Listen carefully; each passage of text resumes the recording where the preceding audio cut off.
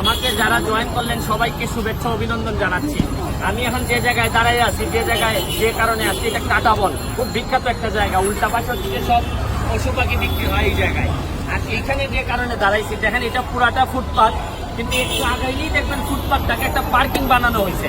এবং পার্কিং কারা বানাইছে একটু দেখেন আপনারা, কারা এইসব ফুটপাথ দখল করে। এই যে টপ টেন একটা বড় ব্যবসায়িক দোকান, এরা পুরা এই ফুটপাথটাকে পার্কিং বানাইছে।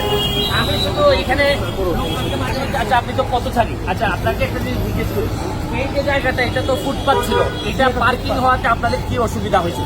এখন এদিকে তাকাই বলেন একটু। এত বড় একটা শোরুম করছে, এদের পার্কিং এর পারমিশন আছে কিনা আমার জানা নেই। প্রতিদিন আমি এদিকে যাতায়াত করি এই জায়গায়, আর জ্যাম লেগে থাকে রাস্তায়, এই গাড়িগুলো এখানে থাকে, এখানে যাতায়াত করতে কি যে কষ্ট হয় এটা আমার মতো ভুক্তভোগী জানে। দেখেন ওনারা অনেকেই মনে করতেছেন যে এখানে ওনারা এই যে টপ 10 যারা মালিক, তারা হয়তো প্রশাসনের সাথে একটা মিলে ঝুলে এখানে এরকম একটা চোখের সামনে, যেখানে অনেক ভিআইপি আসা যাওয়া করেন, চোখের সামনে পুরা পার্কিংটা, এই ফুটপাথটারে পার্কিং বানানো হয়েছে।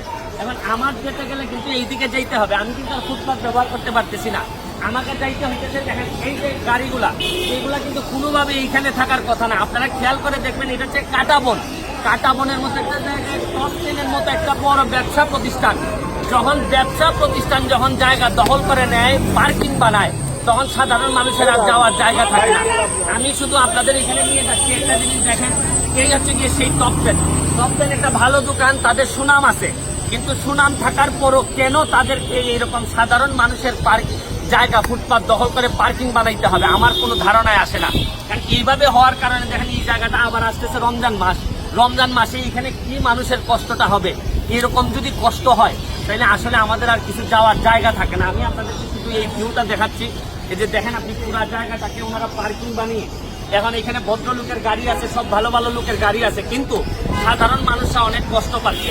এখানে আমার লাইভে বা আমার রেকর্ডিং এ যদি কোনো ভিআইপি আমার এই কথা শুনে থাকেন, তাইলে আমাকে যদি একটু এই জায়গাটাকে যদি পরিষ্কার করেন, তাহলে অনেক দূর আমরা হয়তো এখানে অনেক কষ্ট কমে যাবে। দেখেন এটা পুরা পার্কিং স্লট হয়ে গেছে, এখানে ওনারা বড় বড় সুন্দর শার্ট প্যান্ট এগুলা রেখে দিচ্ছেন, এখানে বিক্রি করবেন, এটা আমাদের কোনো আপত্তি নাই।